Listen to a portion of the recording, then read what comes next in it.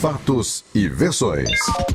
O que vai impactar a sua vida agora no Café com Política. Nosso convidado de hoje é uma das principais vozes de oposição ao governador Fernando Pimentel na Assembleia Legislativa, se não a principal voz. Estamos falando do deputado estadual Sargento Rodrigues, que é do PDT. Deputado, muito bom dia, bem-vindo aqui à Super Notícia FM. Bom dia Rodrigo, Delma, Palhares e todos aqueles que nos acompanham aqui. É um prazer estar aqui no estúdio e parabéns a vocês que conseguiram fazer um belo trabalho integrando as mídias com o Jornal Tempo e os demais veículos de comunicação dessa grande editora. Muito obrigado pelas palavras, deputado. Também com a gente aqui nessa entrevista, o Bernardo Miranda, que é nosso repórter aqui na Super, é repórter de política do Jornal Tempo, está estreando aqui com a gente hoje no Café com Política. Bom dia, bem-vindo, Bernardo. Bom dia, Rodrigo, bom dia, Delma, bom dia, deputado. Bom dia, Bernardo. Bom, deputado, eu quero começar essa entrevista com o senhor falando do assunto da ordem do dia, que é a reforma política, e a gente tem repercutido aqui diariamente na Super Notícia FM. Essa proposta de reforma política poderia ter sido votada ontem, mas o presidente da Câmara, Rodrigo Maia, acabou deixando para a semana que vem diante da falta de quórum. Mas as questões mais polêmicas são o financiamento público de campanha, o voto chamado distritão em 2018 e 2020 e o distrital misto a partir de 2022. Eu queria saber o ponto de vista do senhor a respeito dessa reforma política e principalmente sobre o assunto mais polêmico, que é o financiamento de campanha com 3 bilhões e 600 milhões de reais para que os políticos possam se eleger. Olha, eu entendo que o voto, o chamado distritão, talvez nesse momento seja a melhor alternativa. Nós temos exemplos lá na Assembleia de deputados que obtiveram na última eleição 57 mil votos, enquanto o outro ficou por lá de fora. Não assumiram o mandato, não foram eleitos. Enquanto deputados que tiveram 28 mil votos estão exercendo o mandato. Essa conjugação de votos nominais com votos de legenda, eu entendo que não é a melhor opção em termos de escolha. O cidadão hoje, e há um bom tempo, ele não quer votar em partido político. Ele quer conhecer a pessoa que se diz que vai fazer um trabalho, que se apresenta para fazer um trabalho como seu representante. Ele quer esse contato, ele quer conhecer a pessoa, ele quer cada vez mais aprofundar no histórico de trabalho e também nas suas propostas. Portanto, o voto hoje, cada vez mais, ele caminha numa direção de ser um voto nominal. E até porque os partidos estão completamente desacreditados pelo conjunto de toda a sociedade. Então, eu entendo que o distritão, ou seja, os mais votados. Se a Assembleia tem 77 cadeiras, são 77 mais votados ocupariam as cadeiras. Até porque a representatividade, a legitimidade dessa representatividade ficaria muito mais, eu diria, assegurada, mais tranquila na escolha do próprio eleitor. Ou seja, nós escolhemos os 77 mais votados, ou os 513 deputados federais, ou os 81, no caso aí não seria os 81 senadores, ou a Câmara de Belo Horizonte, os 41 vereadores. Então eu entendo que os mais votados nesse aspecto, o próprio voto majoritário é o mais votado. Ou seja, quando você tem uma disputa ao governo do Estado, à Prefeitura de Belo Horizonte, quem é que busca, consegue sentar na cadeira de prefeito e governador? O mais votado. Então, é uma lógica, é uma coerência, nesse sentido, o distritão. Deputado, e sobre a forma como essa reforma política está sendo conduzida em Brasília, o senhor diria que ela está sendo feita a toque de caixa, está faltando discussão com a sociedade ou mesmo com a classe política de uma forma geral? Falta um debate mais alongado. Infelizmente, de 2014 para cá, o conjunto da sociedade brasileira vem vivendo momentos dificílimos, né, com o impacto das operações, né, o Mensalão, logo em seguida a Lava Jato, que trouxe aí um estrago enorme na classe política, principalmente aos grandes caciques da política brasileira. Ou seja, um mar de denúncias, e isso fez com que o próprio Congresso deixasse de lado temas tão importantes, porque a reforma das reformas é a reforma política. Se nós conseguirmos, ou se conseguíssemos uma reforma bem debatida, bem amarrada, e o mais próximo da vontade do cidadão, da realidade do país, com certeza nós mudaríamos muito o cenário. Eu, particularmente, cheguei a tal ponto que sou a favor de que acabasse com os partidos políticos, que o registro fosse feito direto na Justiça Eleitoral, que o número fosse dado, que o tempo de TV fosse decidido já com os números que existem pela própria Justiça Eleitoral, porque, infelizmente, os partidos políticos, o que trouxe, o que veio à tona, e principalmente com a Lava Jato, é que são instrumentos para, muitas vezes, a lavagem de dinheiro e também, eu diria, formas das pessoas fazerem uma extorsão a quem está ali junto à legenda e, muitas vezes, essa extorsão com via de mão dupla, com a conivência. Eu, particularmente, se a gente fosse ouvir o cidadão, ouvir a opinião, ele falava, acaba com os partidos políticos, busca um outro mecanismo, porque, infelizmente, as agremiações, as pessoas que estão ali à frente, né, os escândalos que chegaram a público são estarrecedores e lamentáveis, e nós que buscamos fazer um trabalho sério, transparente, propositivo para a sociedade, nós sofremos muito com isso, porque muitas vezes o cidadão generaliza, e isso faz com que a gente fique muito triste quando a gente busca fazer um trabalho sério, quando a gente procura estar todos os dias cumprindo o seu dever, trabalhando, mostrando para o cidadão que você está ali presente em todas as sessões, nas comissões, no plenário e, obviamente, né, sem nenhum arranhão político na nossa imagem que diz respeito a tantos escândalos que vem acontecendo no país afora. Então, sim, a reforma política seria muito importante, mas não uma reforma política tocada às pressas, a toque de caixa. Teria que haver um debate, uma consulta popular, para que realmente o Congresso conseguisse votar uma proposta que atendesse a maioria dos cidadãos, mas, acima de tudo, que fosse coerente e condizente com a realidade brasileira. Deputado, o senhor, falar em partido, o senhor é filiado ao PDT. E olhando para um cenário de 2018, o PDT está preparando a candidatura em nível nacional do Ciro Gomes, que é alinhado com o ex-presidente Lula, é um candidato de esquerda. Mas aqui em Minas, o PDT, parte do PDT, e o senhor sempre foi muito alinhado ao governo do PSDB.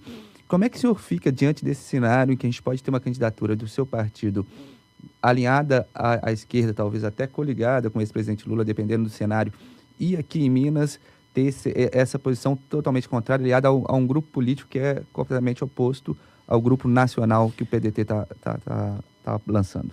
Olha, Bernardo, hoje a gente fala que são pré-candidatos, mas seria muito cedo para a gente antecipar.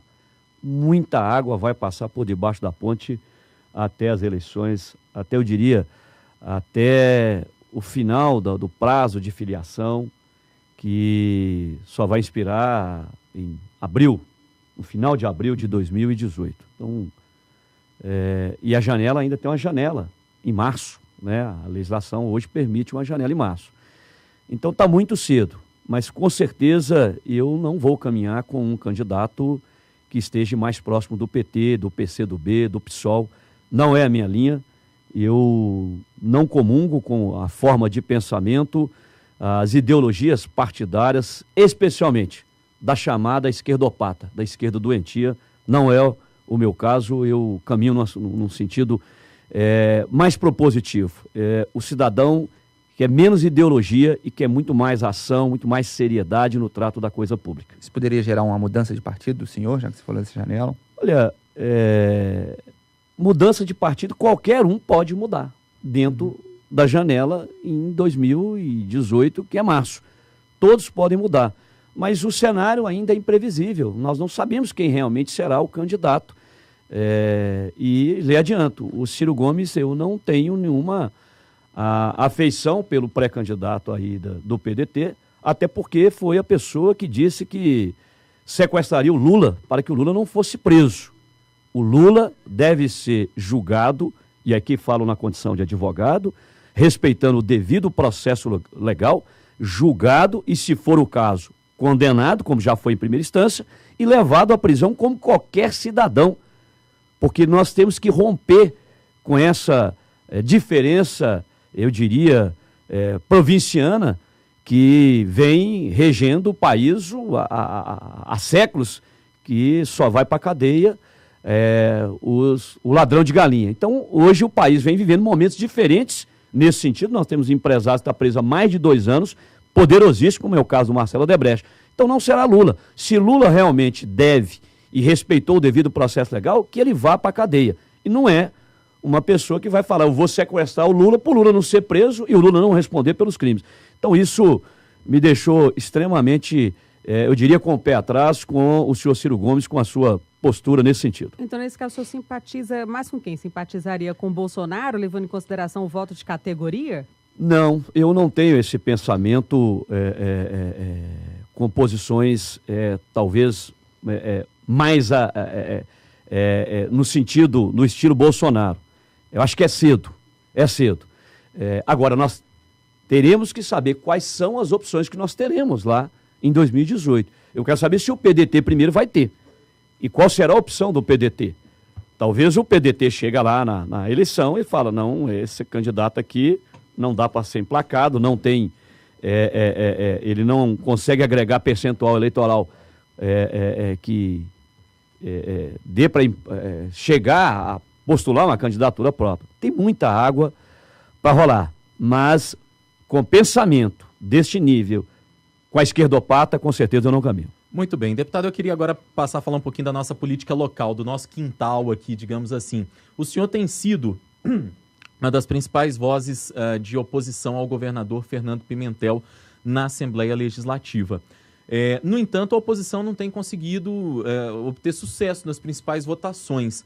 A que o senhor acredita isso, se o governo Pimentel, na avaliação do senhor, é tão ruim?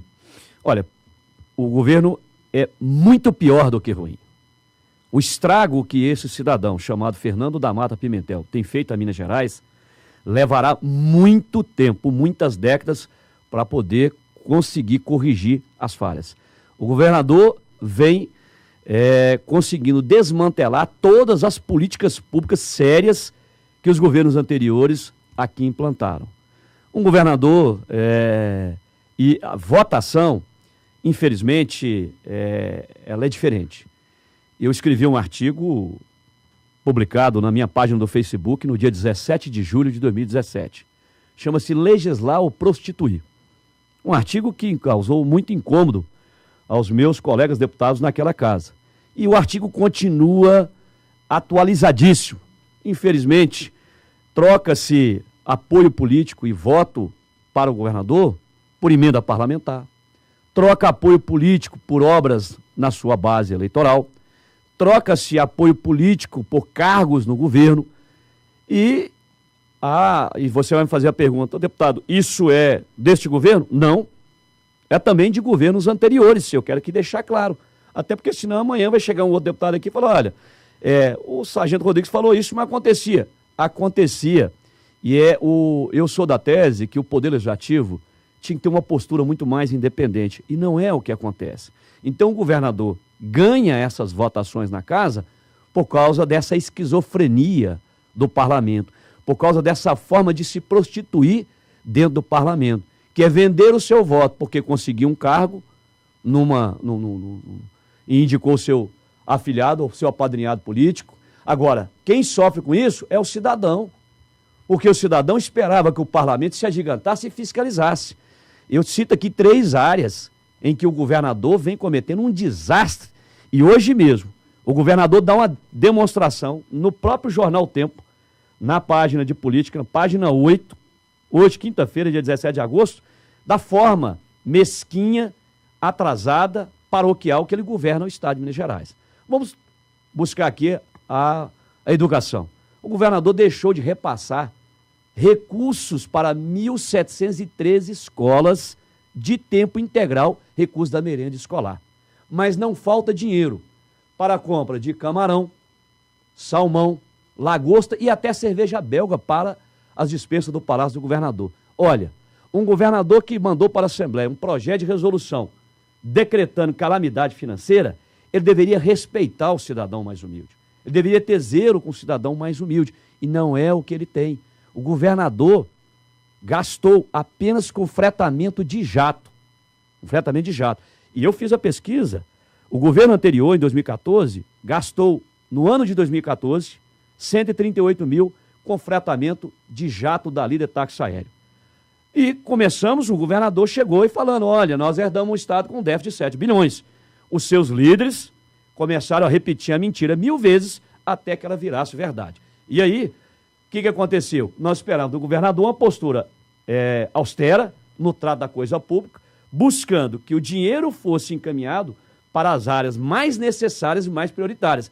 Ele fez o contrário. Já em 2015, ele gastou 850 mil reais com fretamento de jato. E em 2016, 1 milhão e 74 mil com fretamento de jato. Quer dizer, esse é um governo sério? Então, como um dos líderes da oposição, como um dos expoentes da oposição, eu faço oposição séria, coerente, mas, acima de tudo, apontando as falhas desse desgoverno em Minas Gerais. Deputado, a gente tem uma pergunta aqui de um ouvinte, o Henrique do Carmo Silva. Ele pergunta, Pimentel diz ter pegado o governo falido. O deputado, como oposição, tenta abafar os ocorridos nas gestões anteriores? Bom, se o abafar ele entende que é o déficit herdado, eu vou respondê-lo com a maior tranquilidade do mundo. Os líderes da base de governo, Rogério Correia, Durval Ângelo, André Quintão e tantos outros, passaram a repetir o que o governo falou. Herdamos um déficit de 7 bilhões de reais. Mas aí eu pergunto ao cidadão que nos fez a pergunta, o senhor Henrique. Senhor Henrique, quem herda uma dívida de 7 bilhões poderia ter criado 7 secretarias e centenas de cargos comissionados? Ou deveria ter diminuído o número de secretarias, enxugado a máquina pública? Porque é assim, o orçamento nosso de casa não é diferente. Quando a gente entra numa dívida e que saiu do controle por causa de uma doença, de uma cirurgia ou algo que a gente não esperava, a gente chama a família toda e fala, reúne a família, olha, nós vamos cortar o almoço de domingo no restaurante, nós vamos diminuir a conta do celular, nós vamos cortar daquilo que é menos necessário para o mais necessário, vamos enxugar a conta do orçamento doméstico. No poder público não é diferente. Você tem receitas dos tributos e as transferências da União. Se o dinheiro não está dando conta, o que o Pimentel fez? Criou 6 secretarias, centenas de cargos comissionados. Vocês não têm ideia. A CEMIG tem um andar que vai cair uma hora dessa, de tantos cargos comissionados que o PT enfiou na CEMIG, na Copasa, na Codemig. Enquanto isso, falta dinheiro para as coisas necessárias. A exemplo, o Hospital Santa Casa de Misericórdia deixou de receber 21 milhões de repasse de obrigação do Estado, fechou mais de 400 leitos. A mesma coisa com o Sara Kubitschek.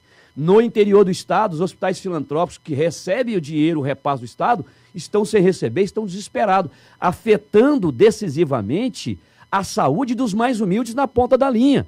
Agora, eu deparo aqui hoje com essa matéria, aqui do próprio Jornal Tempo, onde fala que o governador vai empregar 600 milhões de reais para asfaltamento no interior do Estado. Olha, eu visitei, junto com a minha equipe de trabalho, 162 municípios agora, nesse primeiro semestre. Viaturas quebradas, coletes vencidos, munições vencidas no interior do Estado. Salário parcelado de 157 mil servidores há 1 ano e 7 meses. E o governador não põe o salário em dia, quer fazer obras eleitoreiras, diga de passagem, que é o asfalto que ele está propondo, e está esquecendo do crucial. Porque quando você deixa um policial militar lá no interior do Estado, sem colete, ou colete vencido, munição vencida, com a viatura péssima, ele deixa de prestar o serviço para quem? Para o cidadão mais humilde, para as pessoas que precisam. Quando você parcela o salário de um servidor por 1 ano e 7 meses e diz, olha, agora eu vou pegar 600 milhões e vou fazer de asfalto. Está aqui a matéria de hoje, cujo a nossa jornalista, Angélica Diniz, fez uma matéria. Então, eu tenho motivos de sobra para poder pontuar, mas toda a crítica que eu faço ao governo é as ações do governo. Agora, eu não vou nem falar das denúncias de corrupção reveladas na delação premiada do senhor Benedito de Oliveira Neto, o Bené. Estão estarrecedoras. Nós temos hoje, sentado na gaveta de governador, um criminoso contumaz, chamado Fernando da Mata Pimentel. Muito bem. Deputado estadual Sargento Rodrigues, do PDT, foi nosso convidado de hoje no Café com Política. Nosso tempo acabou. Deputado, muito obrigado pela entrevista. Eu que agradeço, Rodrigo Freitas, Delma Lopes, Palhares e o nosso Bernardo Miranda. Prazer estar aqui com vocês. Parabéns pela iniciativa, parabéns por esse tipo de entrevista. Nos permite pontuar aqui algumas questões que às vezes nós ficamos apenas na tribuna. E o jornal está de parabéns pela iniciativa. E quero deixar aqui registrado, o jornal O Tempo, por mais que publique matérias favoráveis ao governo, é o jornal que mais concede espaço também para os deputados da oposição. Quero deixar isso aqui registrado. O nosso compromisso é sempre fazer um jornalismo equilibrado e isento. Muito obrigado, deputado Sargento Rodrigues.